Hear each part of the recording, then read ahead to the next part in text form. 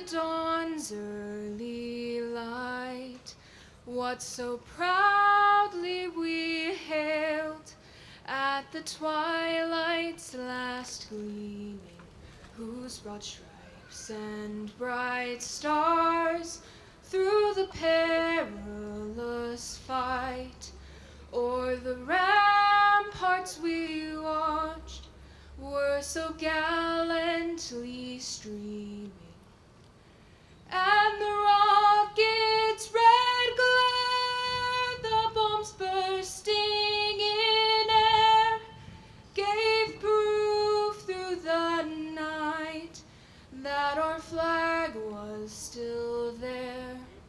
Oh, say does that star-spangled banner yet wave o'er the land of the free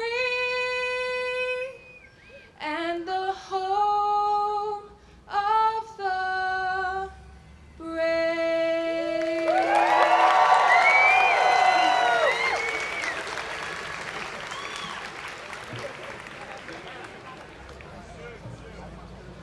Thank you, Sarah King, for that wonderful rendition of the national anthem. Well, good afternoon and welcome to the commencement ceremony for the UCLA School of Law class of 2023.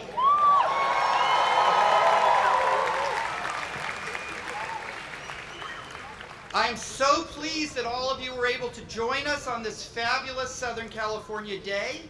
I'm Russell Korobkin, and I have the tremendous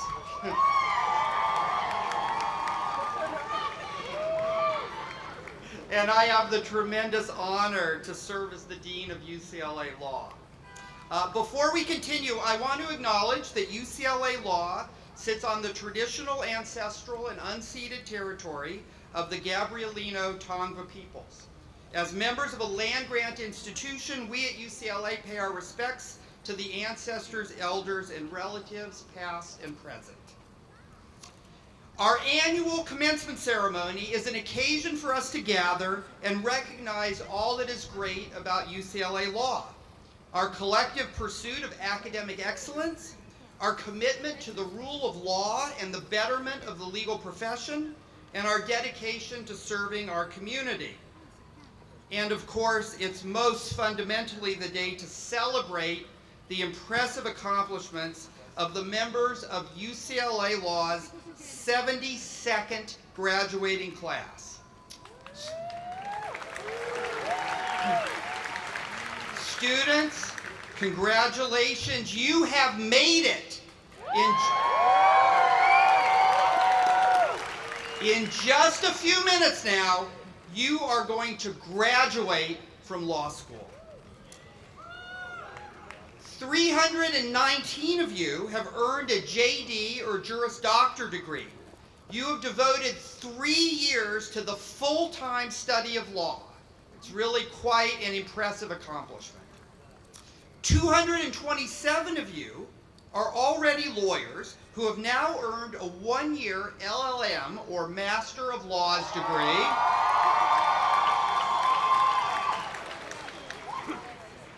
The LL.M. students come to us from 35 countries and every continent other than Antarctica.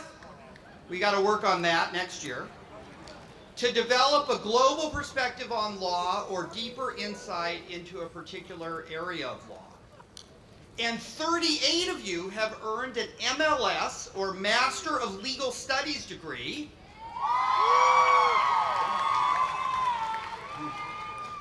Either in 1 year of full-time study or 2 to 3 years of part-time study.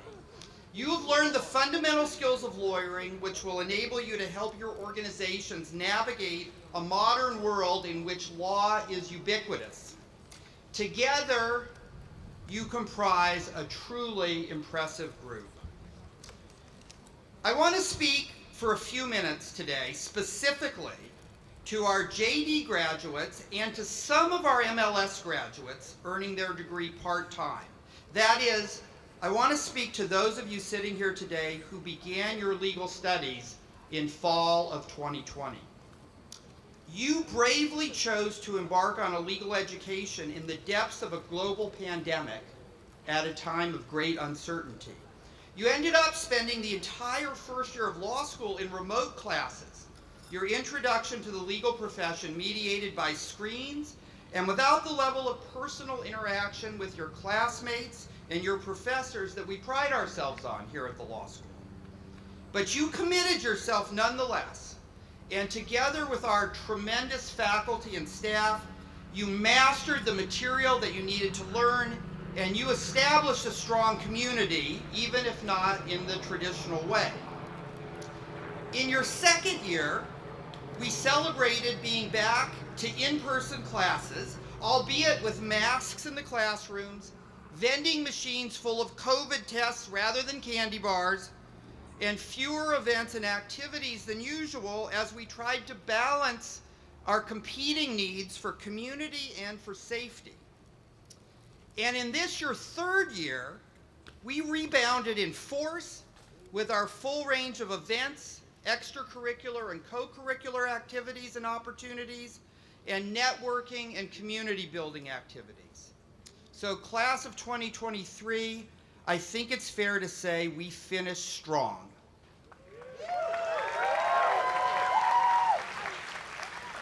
Making it through law school and earning your degree is no easy task, even in normal times.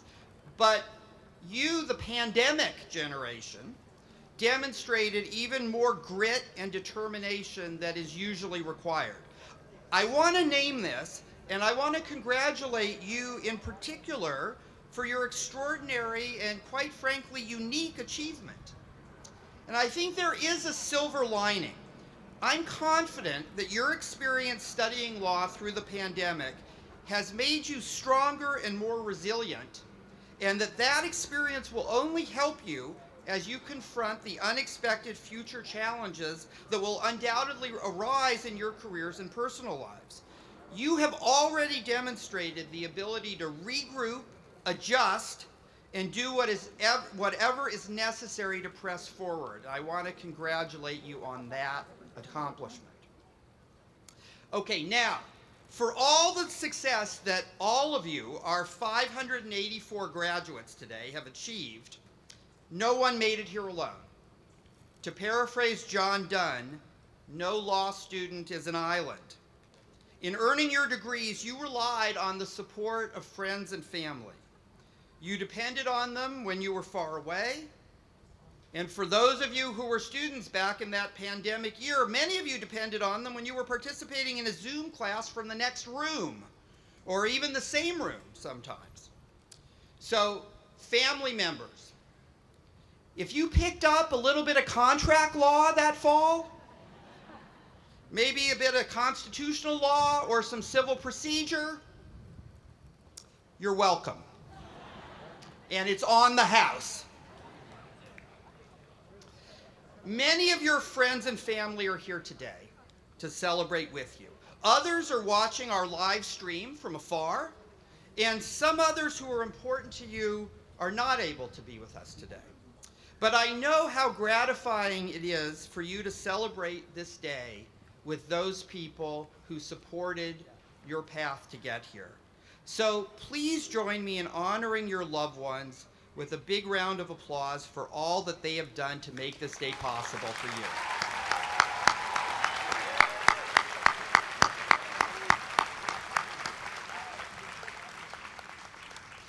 Today, while celebrating what you have achieved, you are quite appropriately looking ahead to your next great adventure. But having been a law professor for 27 years now, I'd like to reflect for just a few moments on what I hope you have learned from the academic portion of your experience at UCLA Law. As dean, I have had the opportunity to get to know many successful alumni of the school, going all the way back to the very first class of 1952. I like to ask alumni of different ages, different backgrounds, and different career paths about their law school experience and what was most memorable. Sometimes they mention a favorite class or a favorite activity, but what they almost always uniformly communicate to me is appreciation more generally for the foundation for their careers that they believe in retrospect was established here in the law school. Given that I receive this consistent message from graduates who have pursued the entire range of legal and non-legal careers, I often find myself asking, what exactly is the nature of this foundation that law school provides that your predecessors have found to be so important for so many disparate types of careers? So allow me to offer a few thoughts on this question. Most of you came to law school assuming that you were going to learn what the law is. Many of your parents here today think that that's exactly what you've been doing here at the law school. Commit the rules of law to memory, you thought, and then you'd be prepared to advise clients and advocate on their behalf. To tell a client that she was guilty of committing a crime and should accept a plea bargain. Or to argue to a judge why a landlord may not evict your client from his apartment. But you learned quickly, I hope, but eventually I'm certain, that legal education isn't primarily about teaching you what the law is, for two distinct reasons. The first reason is there's just way too much law to learn more than a tiny fraction of it. Judicial opinions by the tens of thousands, statutes by the thousands, regulations, industry custom. You're going to have to research and learn specific rules of law as you go along in your career. Consider this.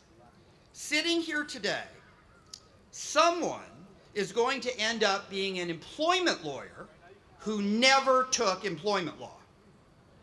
And someone else is going to end up with a career as a bankruptcy lawyer who never took bankruptcy law.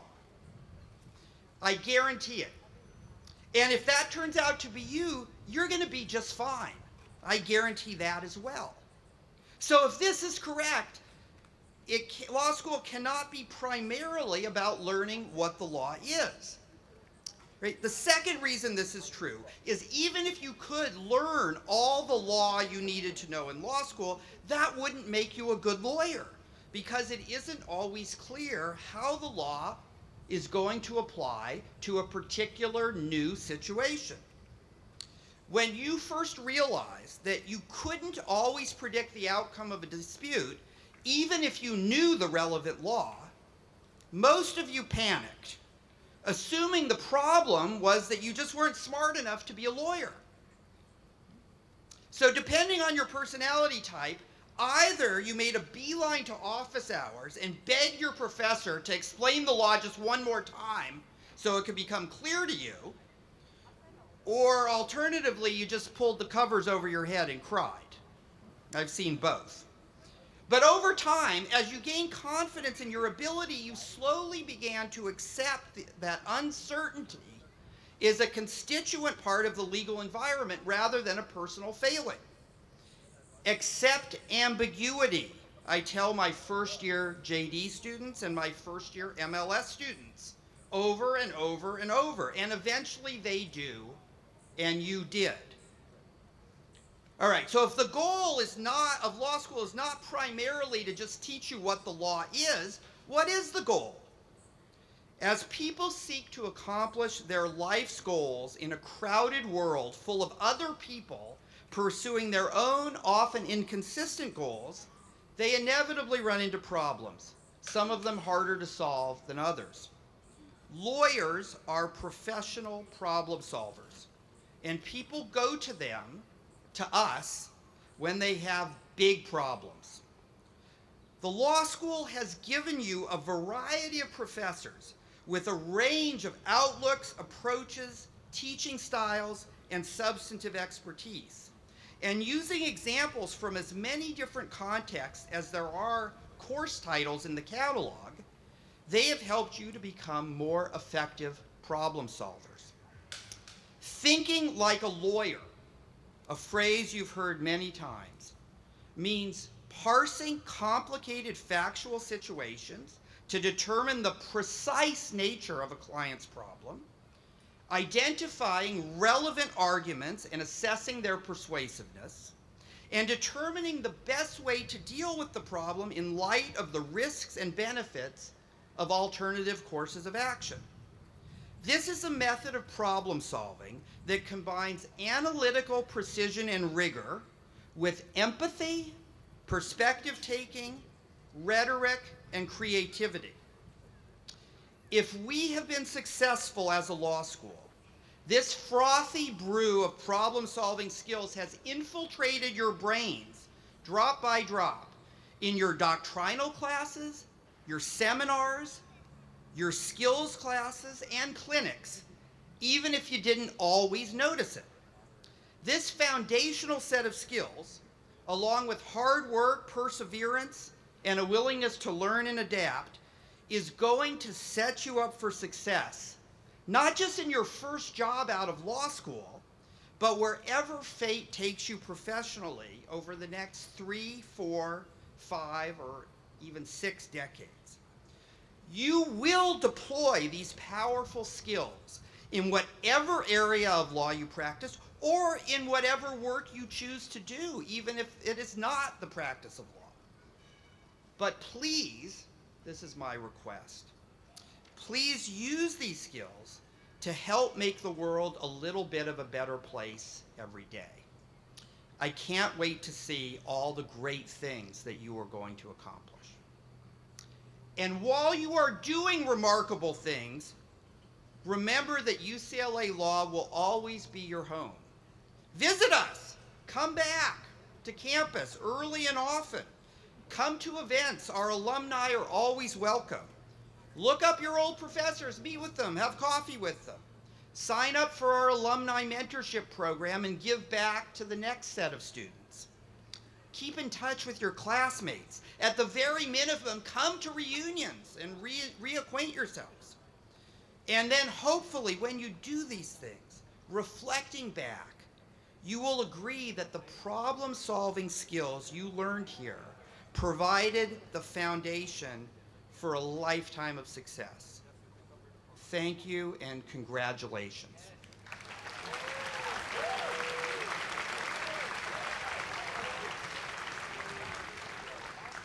It is now my pleasure to introduce Brandy Alonzo Malin, the president of the JD class of 2023.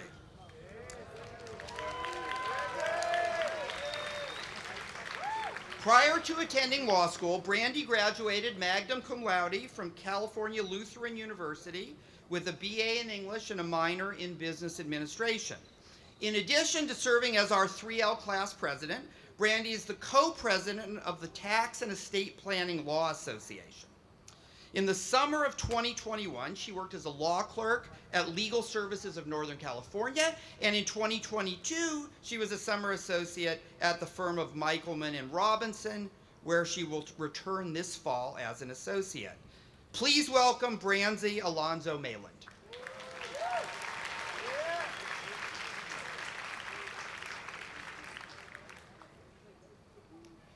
Hello. I am so incredibly happy and honored to be here with all of you today to celebrate this incredible achievement and the next step in our lives. Thanks to our graduation committee, we have a wonderful panel of student speakers who will follow this speech. But first, as 3L class president, I would like to take a moment to speak to my graduating class. As we reflect on these last 3 years, we can all remember moments of triumph and moments of hardship. We've had long hours of studying, and we've faced daunting exams. But we've also made lasting friendships, engaged in meaningful discussions, and attained skills and knowledge that will enable us to make a difference in this world. This time hasn't been easy, but it sure has been fun and memorable. And that's thanks to all of the people sitting here today, especially our family and friends who have helped us along every step of this journey.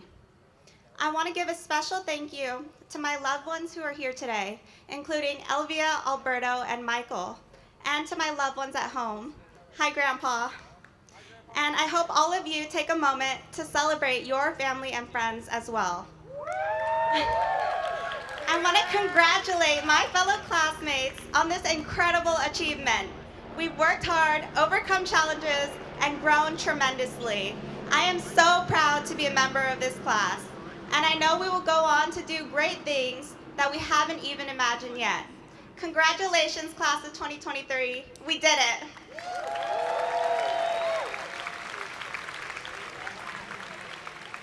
Thank you, Brandy, for all you have done for the law school. It is now my pleasure to introduce our MLS class speaker, Kina Collins.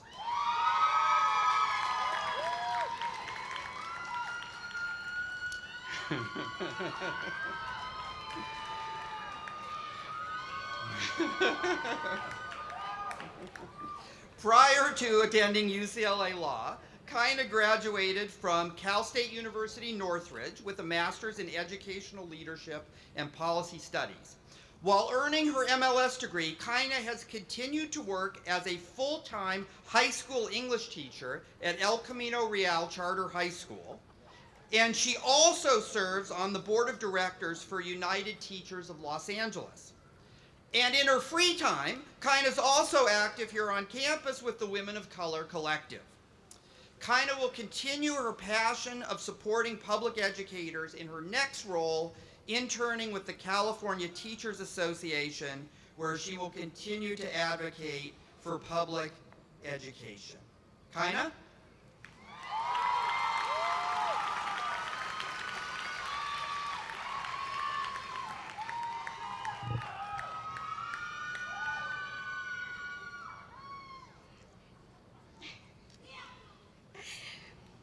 Good afternoon, UCLA colleagues, family, and community.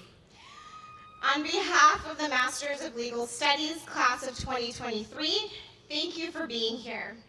But with an express disclaimer that UCLA Law and the graduates before you will not be held liable for any parking tickets, emotional distress, unforeseen circumstances you may incur or experience while attending this event, and at no point will there ever be a waiver of these terms.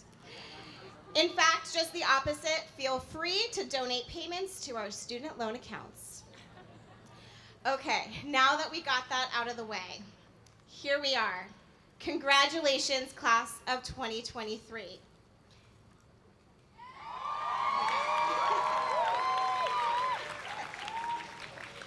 We graduates have completed the program, and we are now at the proverbial crossroads where we look to what's next. We look back and appreciate those who helped us get where we are today, and to appreciate how far we've come. To think back to all the advice we were once given. So in preparation for this program, they had us read One L of a Ride by Andrew McClurg, where we were warned that we should be excited to enter law school, but there's also 5 other pieces of advice. Number 1, get our lives in order. I really thought once I got into law school, people would finally think I had my life together. Each student had an inkling for more, and at some point we turned to our family and our partners and said, I think I'll get my life together and go to law school. Number 2, approach law school like a full-time job. For us MLS students, we knew what this meant. We MLS students are those who thought, I already have a career, but let me get the sweet, sleepless taste of law school. Or, I just finished one degree, how about another? You know what would add to my life? Endless amounts of cold brew, cold calling, and case briefs. We knew that law school would be an additional job. Nevertheless, we came, and we are the 3rd graduating class of accomplished MLS students. Number 3, forget whatever we think we already know about the law. In this experience, our brain chemistry has undoubtedly been permanently altered to think like a lawyer, for better or for worse. JD and LL.M students, we were with you during J-term, where wondrous examples of bargaining power happen in negotiation class, like a $20 bill somehow sells for almost $70? Yes, that really happened. The key aspect being that it was for a good cause, for charity. Number 4, expect and embrace uncertainty. With the pandemic as our precursor, I think we can skip this one. We all became experts in embracing uncertainty. But lastly, number 5, define success for ourselves. We each have a UCLA origin story. We know this school, these professors, and these programs play a role in our future success. When I reflect on my UCLA story, it started when I was 9 years old. My family moved from Ohio so that my dad could work at the UCLA School of Public Health. I grew up drawing on whiteboards, hitting up the hot chocolate machine, and running around the old arcade at Ackerman. I dreamed of attending one day as a student athlete. It was my dream to play for the UCLA women's soccer team, something I worked very hard for as a child until 9th grade, when suddenly on a soccer field, my legs were swept from underneath me. I landed on my head, paralyzing me from the neck down, and resulting in debilitating injuries. My dreams of attending UCLA slowly slipped from my reality as my primary focus became simply regaining the ability to walk. I always knew that everything happened for a reason, but at the time I couldn't process what had just happened. So I continued on. I had worked in a law office in my early 20s, maybe even got into a little trouble with the law. Sorry, Mom. And no, this is not an admission of guilt.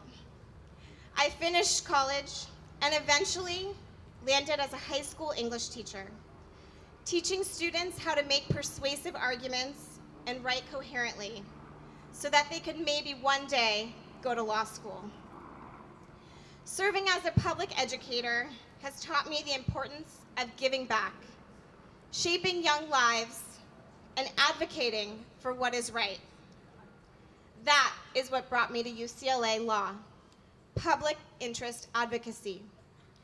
Looking back, this is also part of my grandfather's legacy, a grandfather who fought for freedom schools in the Jim Crow South and dreamed of future generations having access to greater education.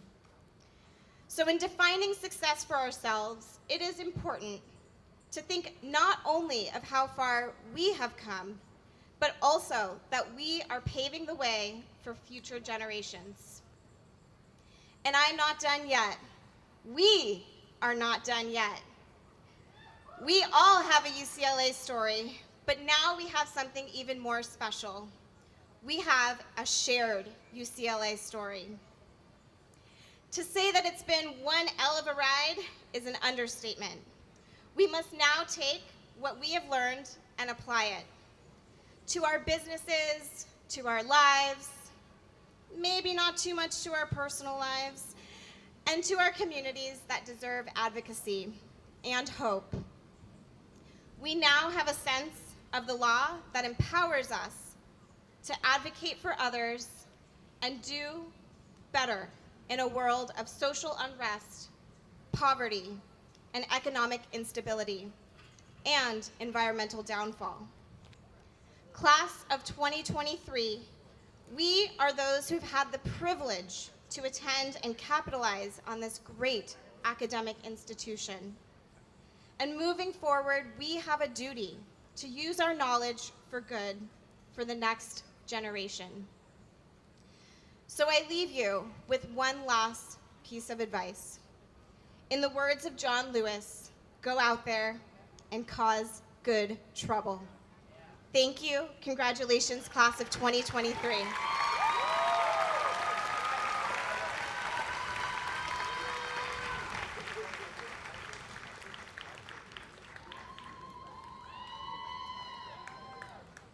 Next up to the podium It's my pleasure to introduce our LL.M class speaker, Suniti Sharma.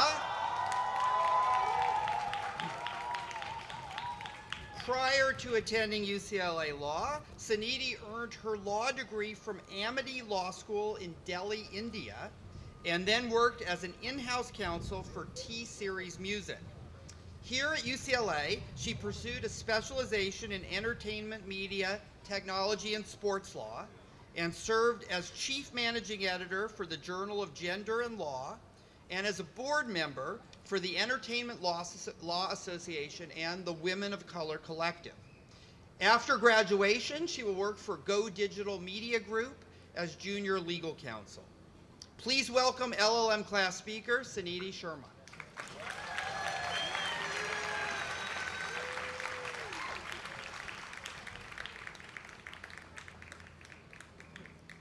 Thank you. Just a second. Yeah, much better. Thank you, Dean. So, what is growing up? Was it when you bought your first car or got your first job? Or you successfully found an apartment to rent here in LA especially? For me and many others, it was coming to UCLA for our Masters in Law degree. Ladies and gentlemen, esteemed faculty, distinguished guests, and fellow graduates, and special mention to the people watching on the live stream. It is with great honor and privilege that I stand before you today as a representative of the LL.M students to celebrate our graduation. This moment marks a significant milestone in our lives as we reflect on our journey and the remarkable achievements we have made during our time at this esteemed institution. People ask me why I took such a big decision to move across the globe for my master's. And I'm sure many of you must have mastered this answer, but I think I came here to spot celebrities and see Hollywood, but I'll always say it was for my career advancement. As an LL.M student, we have embarked on a unique and challenging journey. We have come from different corners of the globe, leaving behind our families, friends, and familiar surroundings to pursue our passion for law in a foreign land. We have navigated through diverse cultures, languages, and legal systems, overcoming countless obstacles along the way. We have embraced diversity and inclusivity, and we have formed lifelong friendships with classmates from different countries, learning from each other's perspectives and enriching our understanding of the law and the world. This program has been a roller coaster that has not just helped me in my intellectual and professional growth, but also my personal development and mental health. This program taught me not only how to be a better lawyer, but also how to be a better conversationalist, a better friend, a better person, and more importantly, how to be kind to myself and others. When you are surrounded by such highly intellectual and talented people from across the globe, it can lead to imposter syndrome. And we have to be kind to ourselves to fight it. I have had some momentous experiences that could only have been possible at UCLA, like lunches with executives I have only read about in Variety or Billboard magazine, being taught by some of the best lawyers in the industry, and office visits to companies like Hulu and Lionsgate. I attended dinner with 12 strangers from UCLA and loved every moment of it, played games and won goodies at First Thursdays, went to my first football match, go Bruins, my first Lakers match, and the list goes on. This program in Los Angeles changed my mind, body, and soul. My perspective has changed. I look at people differently, understand the true meaning of being independent, and realize the importance of having your loved ones around. I love the sun, not so much today though, the beach, and the palm trees. I didn't realize when it started feeling like home. But all this could not have been possible without the constant support and encouragement from the people around us. So I would like to thank the amazing and always available staff, Vic Telesino, VCU, the faculty at UCLA School of Law, who supported us, guided us, the faculty at UCLA School of Law, who supported us, guided us, and advised us on every challenge that we came across. I would also like to thank my fellow batchmates, the MLS students, as well as the JD students, for being so kind and welcoming. It would not have been possible without your support and encouragement. LL.M might not be my first law degree, but it is definitely my last. And UCLA helped me finish with a bang. I feel proud to be connected with this amazing institution and the equally incredible alumni base, whose reputation and merchandise precedes it all over the world. And I feel overwhelmed with emotions now that I have to leave it. I will miss this beautiful campus, the energy that flows here, the good vibes, and the amazing human beings I met here. To my fellow graduates, congratulations. We have overcome challenges, we have achieved remarkable milestones, and we have become a part of the legacy of this esteemed institution. As we take our next steps, let us remember the lessons we have learned, the friendships we have formed, and the impact we can make. Let us go forth with courage, resilience, and the determination to create a brighter future for ourselves and the generations to come. In closing, I'd like to leave you with this famous line by Oliver Wendell Holmes Jr. Life of the law has not been logic, it has been experience. Thank you so much.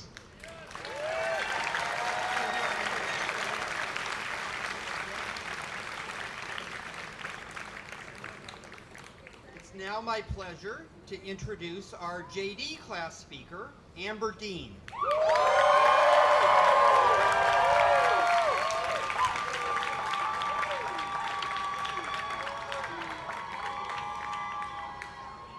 Prior to attending UCLA Law,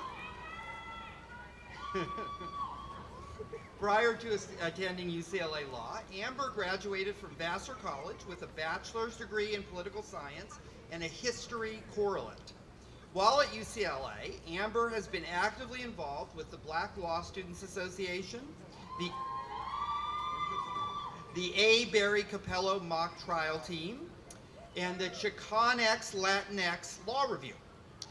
She was awarded UCLA Law's Sky Donald Spirit of Community Award in 2022 for demonstrating integrity, generosity, and a focus on the well-being of the law school community.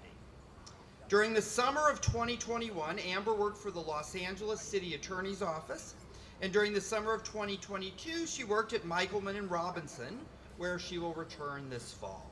Please welcome Amber Dean.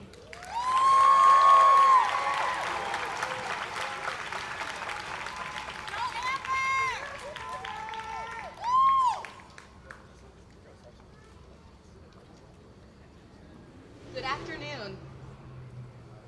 My name is Amber Dean, and I am the student commencement speaker for the JD class of 2023. No more cold calls. I am literally so excited that I could cartwheel across this graduation stage, but don't hold me to it. In all seriousness, we are a determined bunch. We applied to law school and did not immediately bolt the second that we found out we would be attending law school on Zoom.com. In fact, we thrived. We used the unprecedented adversity that we faced to build our own sense of community. From virtual friendships that blossomed into IRL connections, which is internet speak for in real life, we quickly created strong bonds.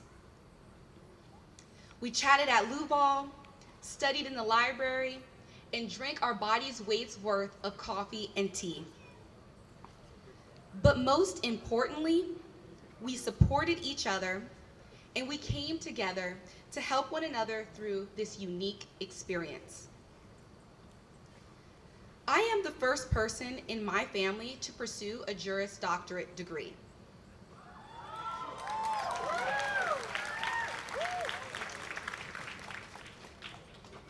When I started law school, I entered with such a different mindset than the one I have today. Isolated and at home, I truly thought that law school was something that I would have to power through. I was going to have to keep my head down and survive.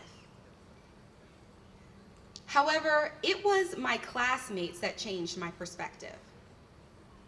Their can-do attitude and acceptance of my larger-than-life personality, they allowed me to realize that I can do more than survive. I can thrive. With the support of my peers, I gradually became more engaged. And it was only through pushing beyond my comfort zone that I found the most personal growth. The end of my 1L year, I auditioned for the mock trial team, the #1 trial team in the nation.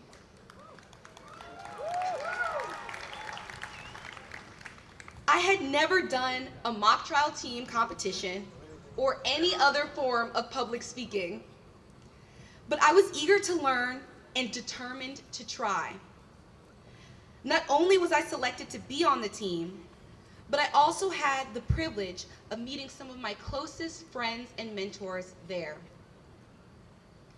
I was also elected chair of the Black Law Students Association.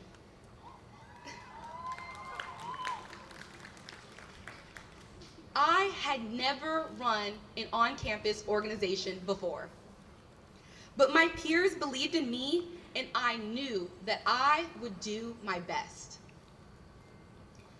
Like being on the mock trial team, I had no idea how much working with my classmates would mean to me. And during the spring of my 2L year, my peers honored me with the 2022 Sky Donald Award for my commitment to the UCLA law community.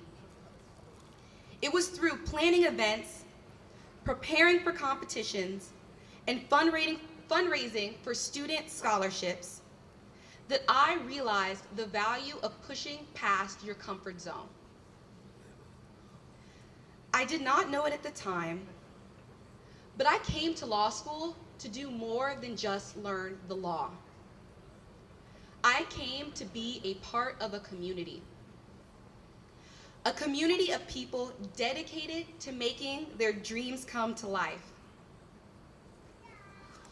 While we all dream differently, we all share an important commonality.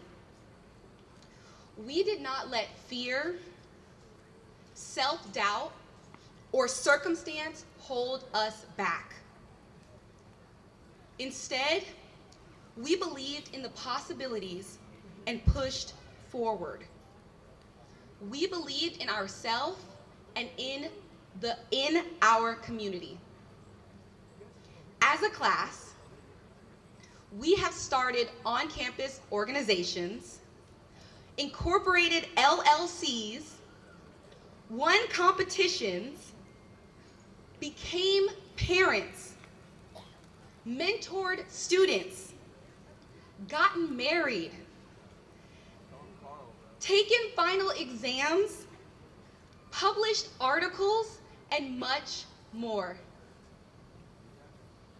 We did all of this while prioritizing our peace, mental health, and happiness. Today, I hope that everyone takes a moment to appreciate the magnitude of what we have accomplished today. Lastly, as we continue to move forward beyond law school, beyond the dreaded exam that shall not be named, I encourage everyone to continue pushing past your comfort zone. Continue achieving and continue dreaming. Congratulations, class of 2023. We did it.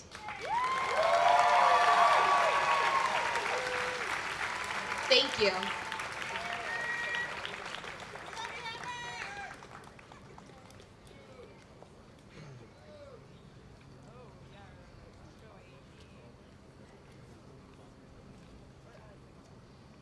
Thank you, Kaina, Suniti, and Amber for those eloquent speeches.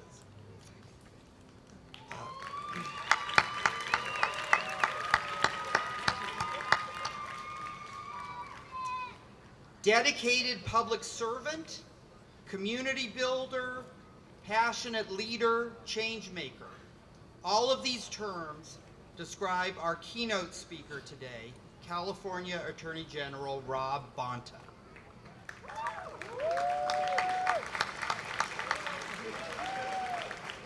Born in the Philippines, Rob immigrated with his family to the United States as a young child and grew up here in California. He earned degrees at Yale University, Oxford University, and Yale Law School. He then returned to California, working first as a litigator in private practice and then turning to public service, serving first as a deputy city attorney in San Francisco, then as a member of the Alameda City Council, and later as a member of the California State Assembly.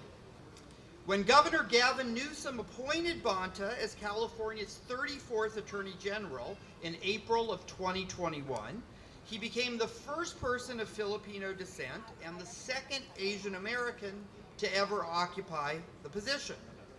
Last November, he was elected to a full term as the top lawyer for the state of California. In this role, Bonta is truly the people's attorney. He works to hold the powerful accountable.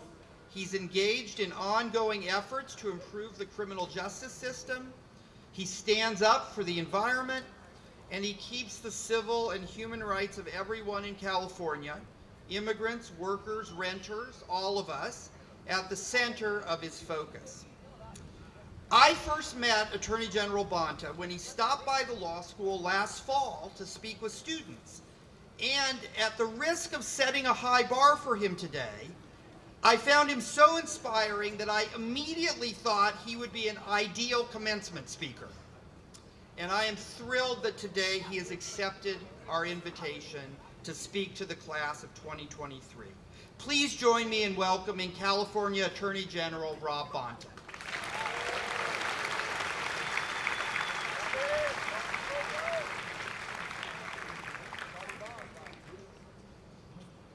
Good afternoon, everyone. I'm honored and grateful to be here. Thank you, Dean Korobkin, for the very generous and kind introduction and for extending the invitation to me to join you on this very special day. And most importantly, congratulations, UCLA School of Law class of 2023.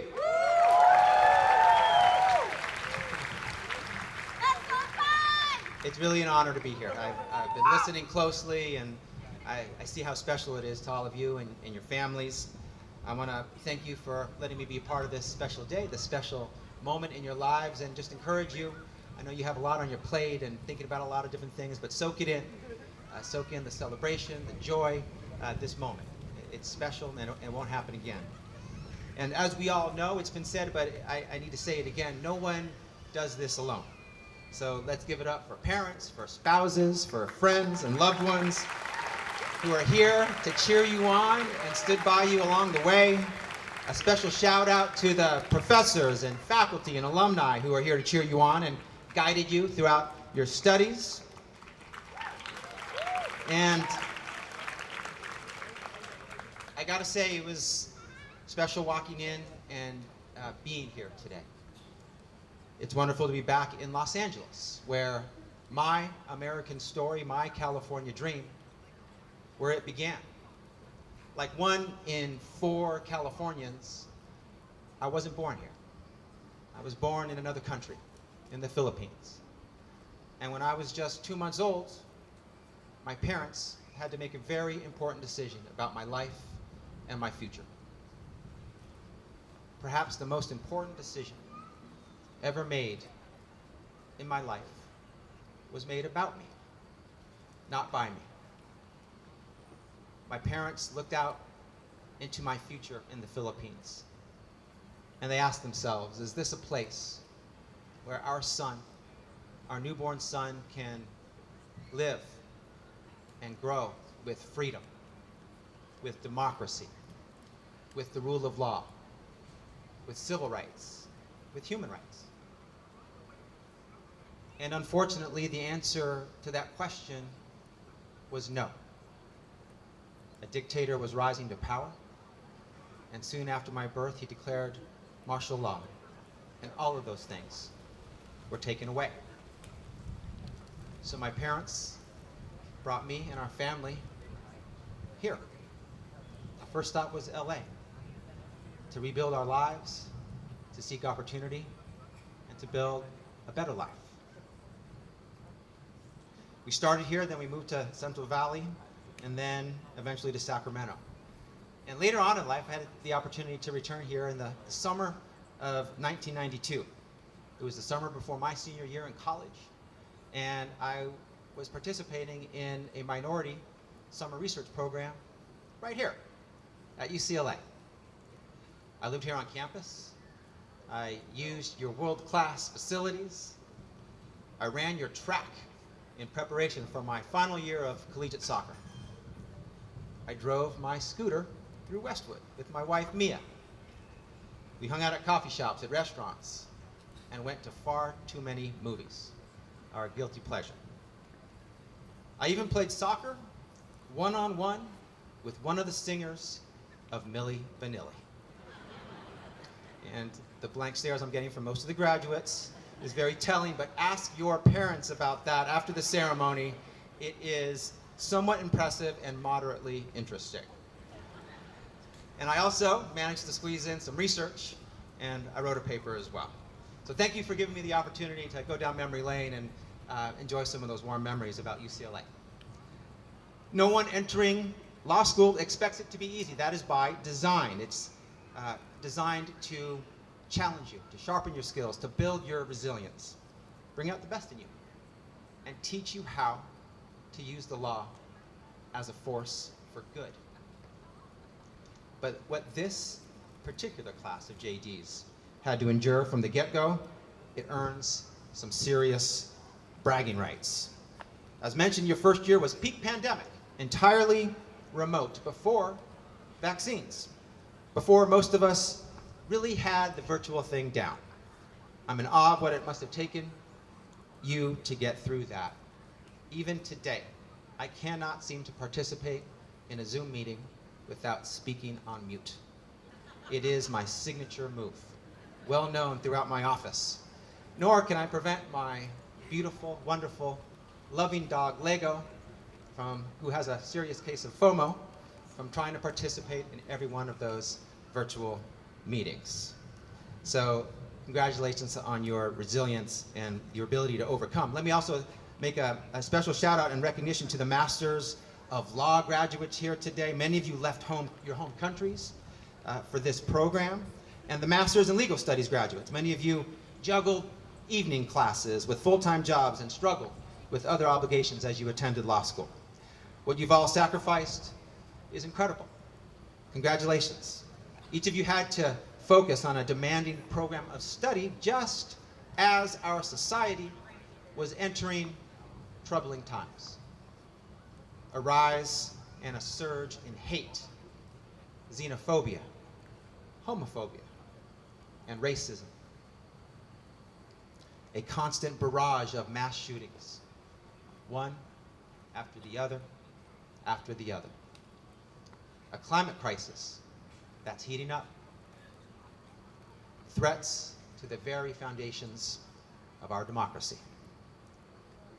But your generation hasn't let the hate, the violence, or the uncertainty hold you back. Instead, You've met bitterness with resistance. You've declared, Black Lives Matter. You've marched for our lives. You demanded real climate action. And you turned out to vote. You've been impatient for change. And rightfully so. People are being killed in the streets and in schools. The future of our planet as we know it is in jeopardy, a true existential threat. We have no time to waste. So I implore you, that sense in your gut telling you we need change today, not tomorrow, and that feeling in your heart telling you we can't accept the unacceptable, listen to it. Keep being impatient for change.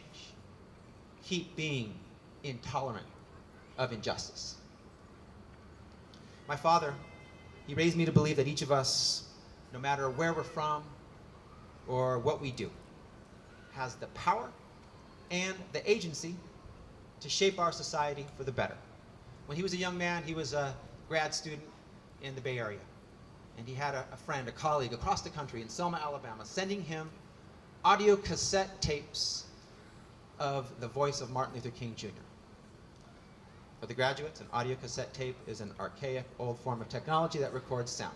It's like a digital audio file. And he sent these tapes to my dad, who would open the package and he would listen to the voice of Martin Luther King Jr., talking about a fairer world, a more equal society, taking on discrimination, being intolerant of injustice. And he felt a call to action. He felt he had to go to Selma, Alabama, and be part of the movement, be part of that moment, that inflection moment in our history. So he went, he jumped on a train, he arrived in Selma, Alabama. He was in church with Martin Luther King Jr. He met Stokely Carmichael. He organized for civil rights. He organized for voting rights.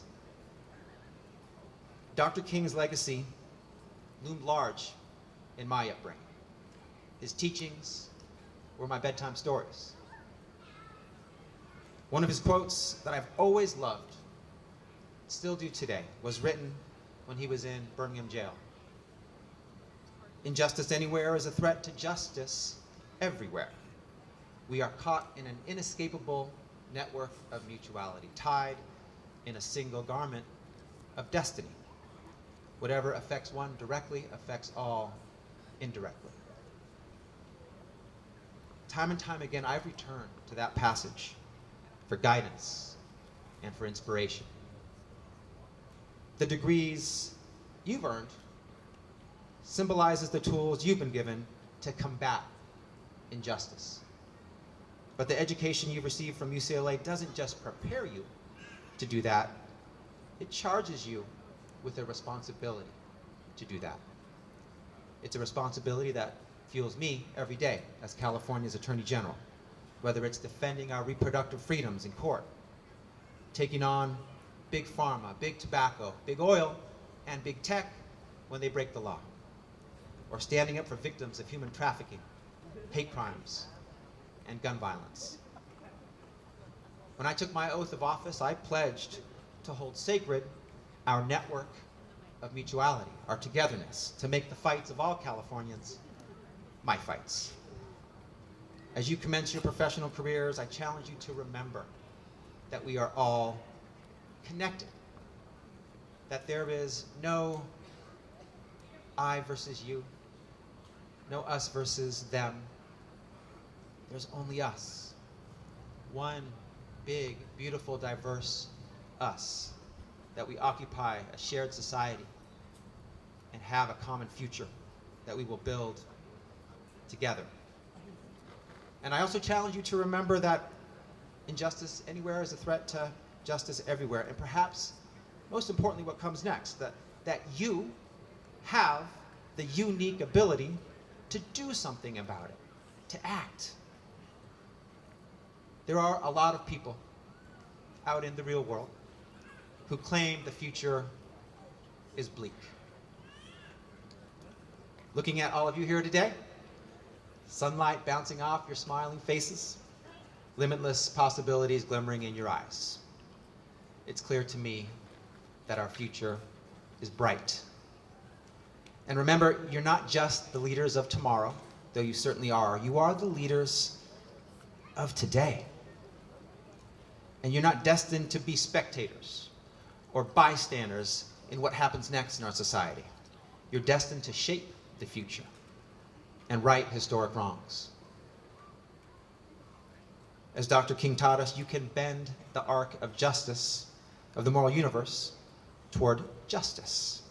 You can leave your fingerprints on it. You can leave your mark on that arc. That being said, I've been where you are, literally and figuratively. When I was in your chair a couple of decades and change ago, I had the Connecticut rain dousing me instead of the California sun warming my back. Like you may feel now, I wasn't so confident in the road ahead. My line of sight was obscured by a looming mountain of debt and uncertainty about my next step. I was torn between the desire to continue my parents' legacy of fighting for a better world and the desire to create a better life and future for my family. Ultimately, I felt I had to take a job at a private firm to get my financial footing. It was the right choice for me, because when my partner, Mia, graduated from law school, she walked across the stage with our 1-month-old daughter, Raina, in her arms. That led Raina to, while growing up, proclaiming to anyone who would listen that she already graduated from law school. But that's another story. Working at that firm, although not my ultimate calling, helped me get on the path and helped us get on the path we wanted to be on. It made it possible just 4 years later for me to leave for a job as a public attorney, more my passion. So if you're sitting here nervous about a job you've accepted or a job you're waiting to hear from, maybe unsure if the path you're on really aligns with the passion in your heart, know that nothing is forever. Where you go next doesn't have to be where your journey ends. Where you start doesn't have to be where you finish. Also know that there are valuable lessons to learn, experiences to gain, people to meet, wherever you go. If you told me when I was sitting in your seat that one day I'd be California Attorney General, I'd have thought you were absolutely crazy. But that's the beauty of life, the beauty of the degrees you'll soon be handed, the beauty of the journey you're on. The opportunities ahead of you are limitless, as long as you set your sights on justice. I mentioned that my California story began in LA. Just about a year after we got here, we moved to the Central Valley because my parents were offered work with the United Farm Workers of America. We moved to La Paz, a magical place, the headquarters of the UFW movement. My father worked in the front office with Cesar Chavez. He set up healthcare clinics for farm workers. My mom worked in the preschool. She was there working with Dolores Huerta. The great Filipino-American leader, Philip Vera Cruz, would come and visit. We'd host him in our trailer for Filipino breakfast. My parents fought for fair wages and better working conditions, a fair contract, for simple but powerful things for the workers, like bathroom breaks, shade breaks, and water breaks. It didn't matter in La Paz if you were Cesar Chavez or a migrant worker. It didn't matter if you were black or white or Filipino or Latino. Everybody was there because of the mission. They saw injustice in the world and they wanted to fix it. They saw pain in society and wanted to end it. My parents taught me that no matter which path life takes me on, I must always walk with justice. It's what carried me to law school and into public service, and it's what continues to carry me forward in my work as the people's attorney. Each step I've taken has been in pursuit of justice. The path I've taken a reflection of my parents' commitment to service. LA has been very formative in my life, and Before that research project I worked on at UCLA that I mentioned earlier, I worked here in LA at Las Familias del Pueblo, a humble yet transformational community center in Los Angeles' Garment District. It was founded and run by Alice Callahan, a former Catholic nun turned Episcopal priest. It was a center that served garment workers and their children, immigrant families, folks without homes, and other disadvantaged community members. We cared for beautiful children. We fed the hungry, and we helped community members exercise their rights. The work wasn't always straightforward. We were trying to assist with anything that came through the door, and sometimes the need was overwhelming, especially for a 19-year-old kid. But Alice taught me, when you're not sure what to do, lead with love. She showed me how to meet people where they're at, with no judgment, to listen, center care and compassion, and do your best to help in any way you can. More than 30 years later, Alice is still at that center, still loving the children she serves and making sure her neighbors get the support they need with the respect they deserve. To this day, her advice to lead with love continues to guide me. With all the pain, suffering, and injustice in the world, there's no shortage of good work each of us can do to make things better.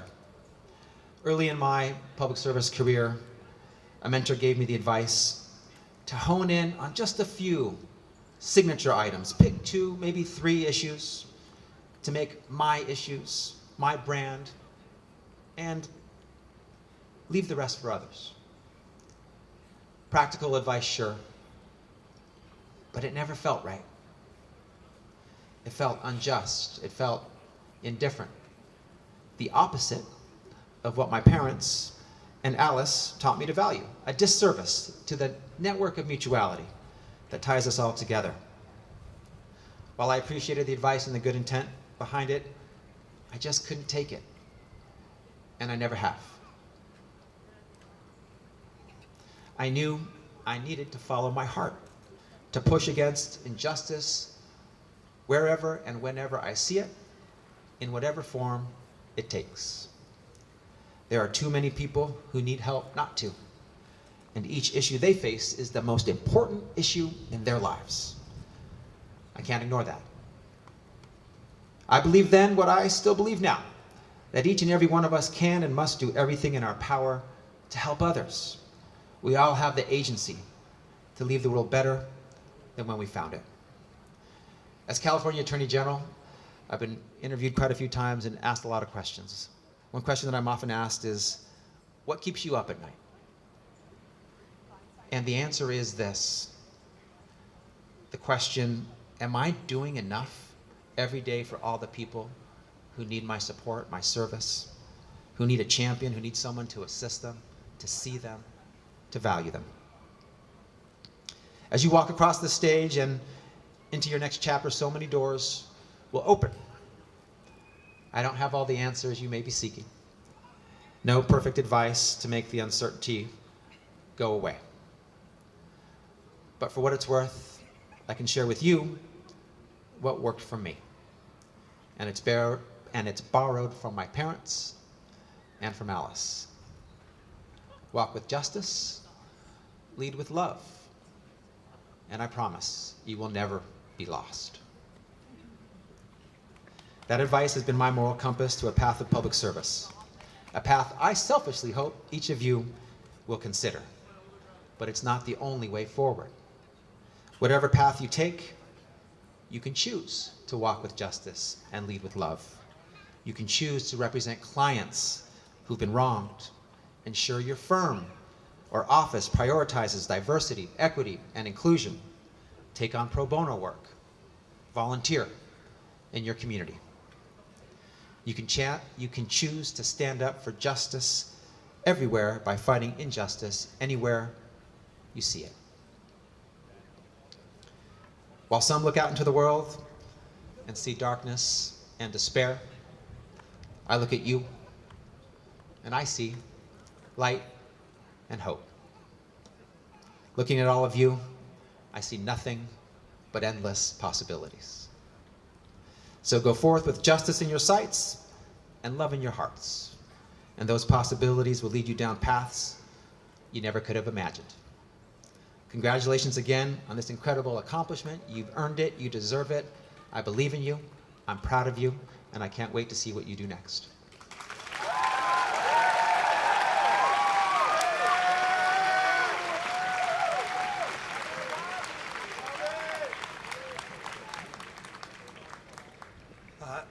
Thank you, Attorney General Bonta. We will now present the candidates for the degree of Master of Laws for the class of 2023.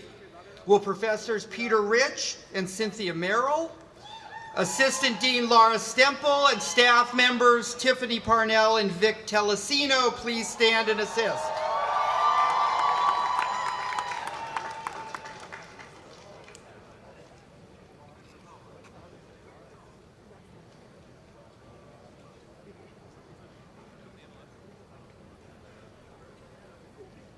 Johan Skuli Janssen.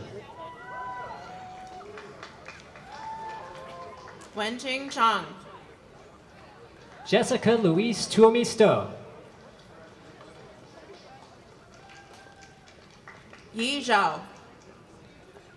Chloe Hope Hogan.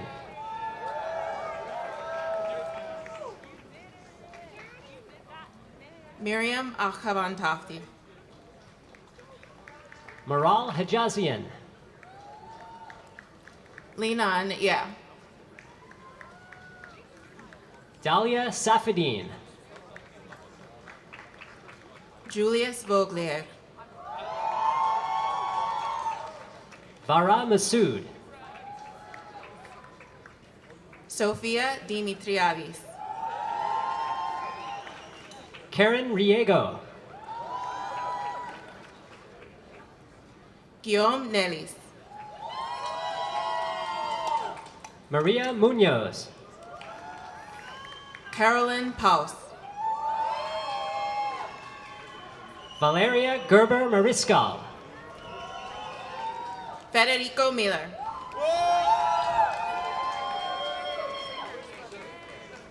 Joao Paulo Sá de Freitas. Karina Vilela. Sibyl Kunchen. Petrina Maria Fotopoulou. Yodsiri Taisiri. Melissa Rodriguez. Dabin Jung. Casra Carlo Palenzona. Lina Marcela Cordoba Moreno. Francesco Mariani.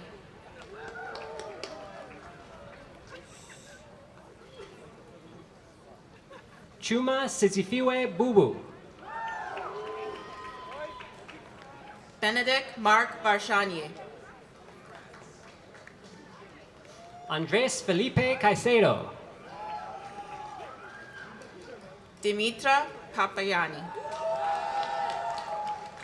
Brett Mitchell Jr. Max Molman.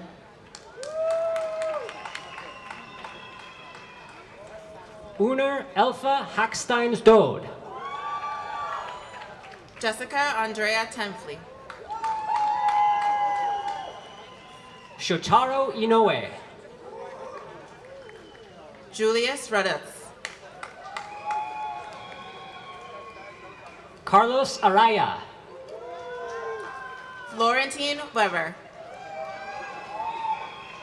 Gonzalo Barcelo.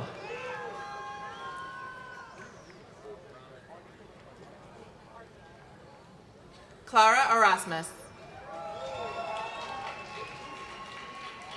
Claudio Sepulveda.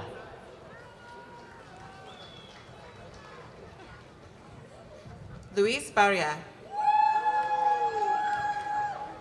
Yuri Kim. Charles Lambert. Smriti Gupta. Shaim Alanis.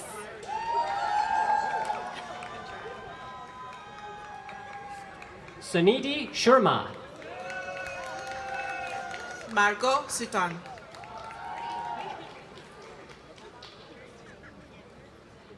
Shreya Charasya. Constance Kalme.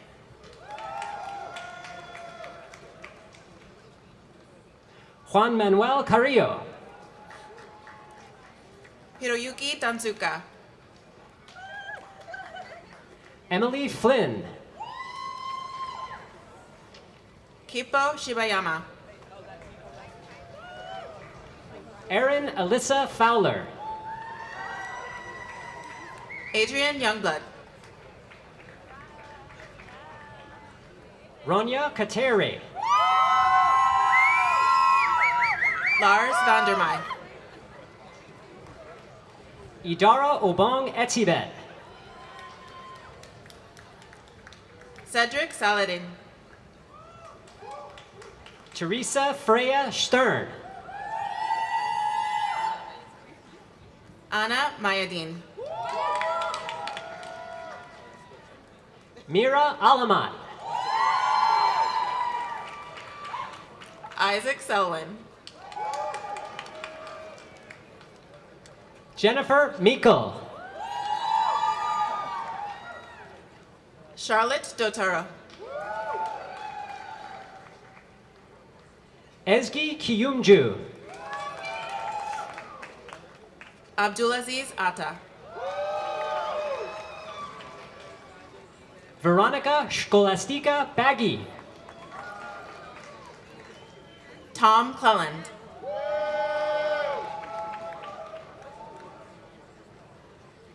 Caroline Nguyen Bailongje Hilaire.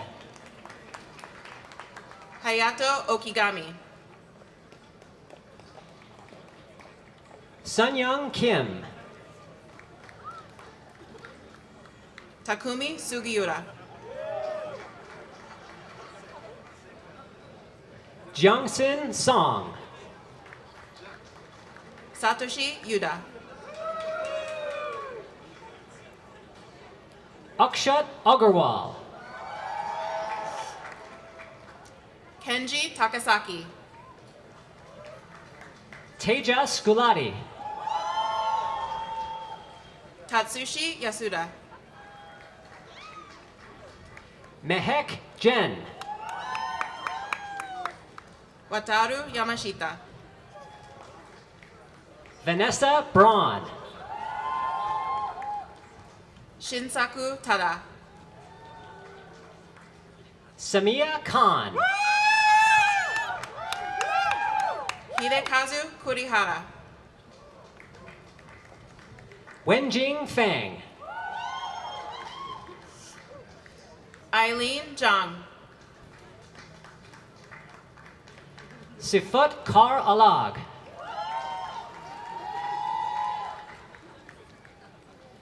Yvonne Chin. Adia Kshatriya. Shang Wang. Shiwan Kim. Jingyi Wu. Sunuk Lee. Ziting Yu. Xiangmin Yoon. Meiling Huang. Taiho Kim. Xian Lu. Junghan Nam. Yoshinari Takahashi. Myungjae Jin. Shintaro Nakatani. Hyungjun Park. Hideki Nagano. CG Feng. Saeko Nakamura. Katie Gong.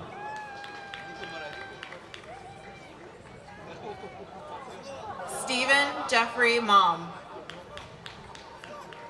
Lin Wang.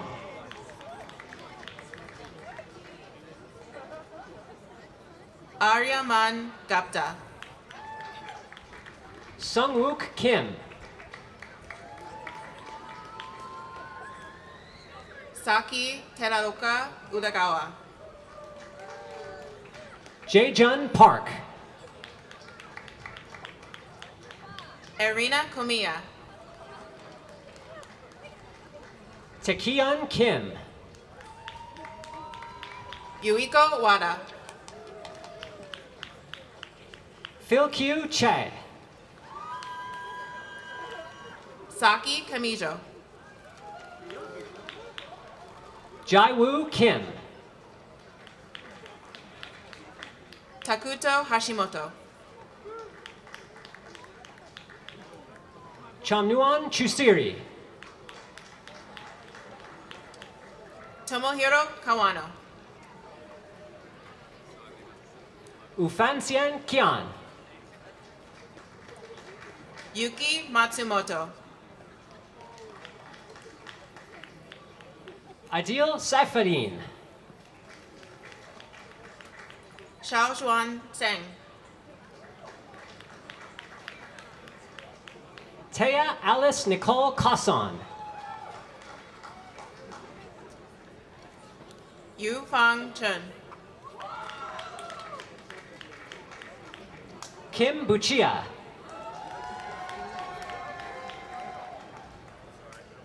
Luana Lee. Miriam Dulles. Jianing Bai. Jian Chang. Ching Hong Wu. Yidan Fu. Pei Cheng Wu. Liz Susan Liu.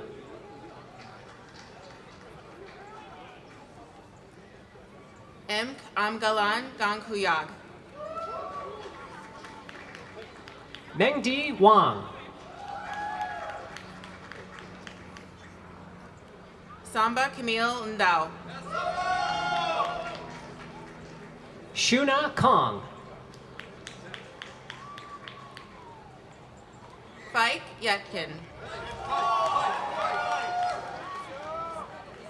Aditya Khanna. Alejandro Antijon Reyes. Kiran Suryana Rayana. Sami Yakubi. Ishika Manglik. Rashed Zayat. Melchior Lakavi. Takumi Naito. Zyla Dantata. Junpei Nagase. Alida Galatli. Yoshinori Hirai. Alfia Al Husseini. Takayuki Nagata. Nazli Ikiji. Noriko Furukawa. Isa Adil. Yijing Sun. Shagufta Saida.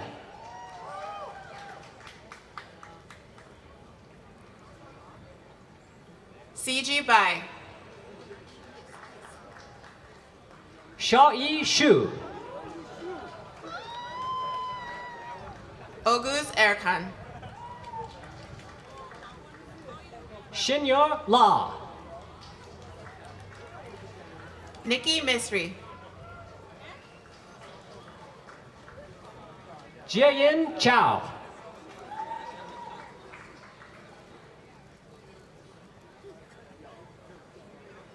Nicolaus Gekas. Hazel Sun. Yuen Cho. Jorain Chi. Maggie Yin. Leah Dao. Hao Huang. Wei Huang. Yushi Bai. Alexandra Y. Huang. Ji Haley. Pragya Shrivastava. Heyman Cha. Shreya Karudi. Jungji Choi. Tabassum Majub. Yoonhee Chang.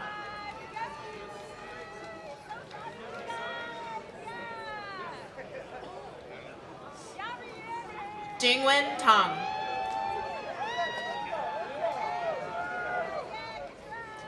Yunong Lee.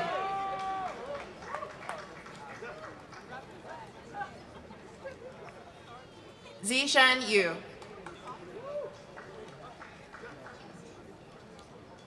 Chung Su.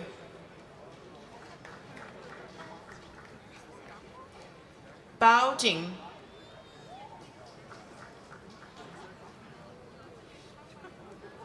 Yuki Huang.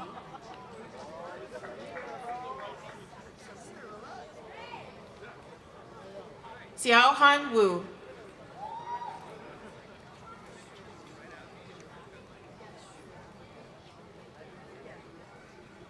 Shuer Nie.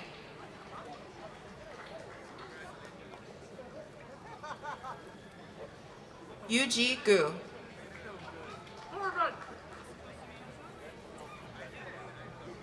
Yilan Cho.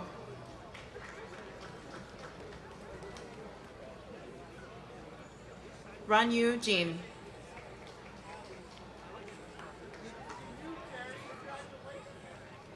Yunchang Lei.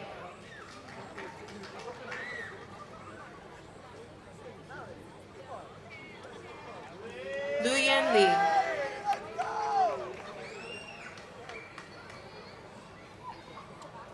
Ryotaro Nakao.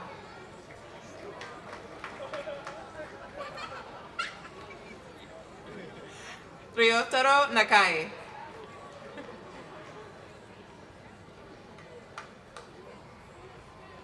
Tomoyuki Kagaya.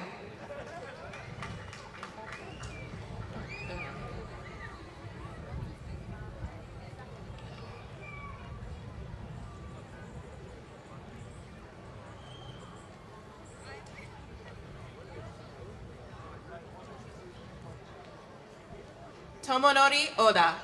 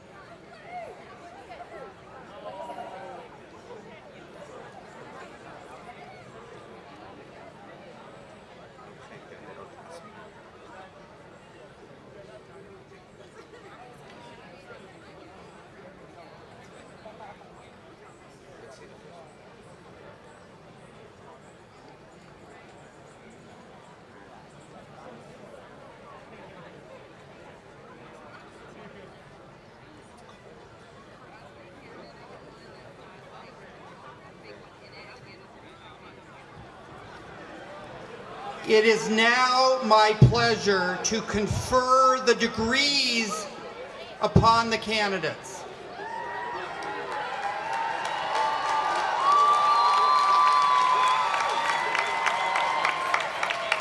Will the candidates for the degree of Master of Legal Studies, class of 2023, now rise if they are able?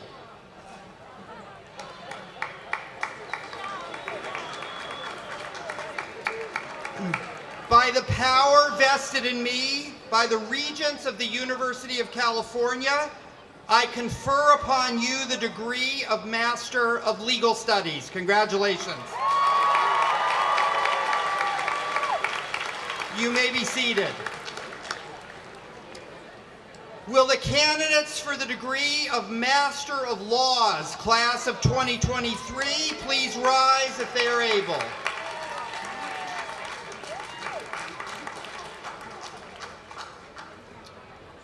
By the power vested in me by the Regents of the University of California, I confer upon you the degree of Master of Laws. Congratulations.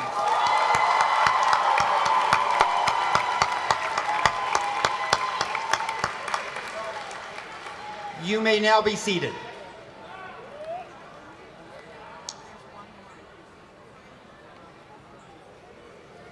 Will the candidates for the degree of Juris Doctor, class of 2023, please rise if you are able?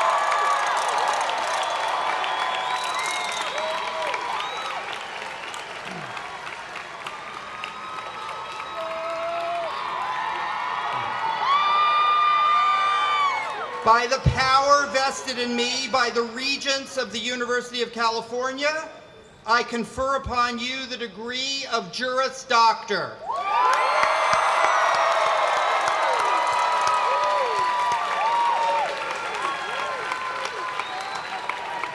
Will the JDs please remain standing, and will the LL.M. and MLS students rise once again with them? Ladies and gentlemen, families, friends, I present to you the UCLA School of Law class of 2023.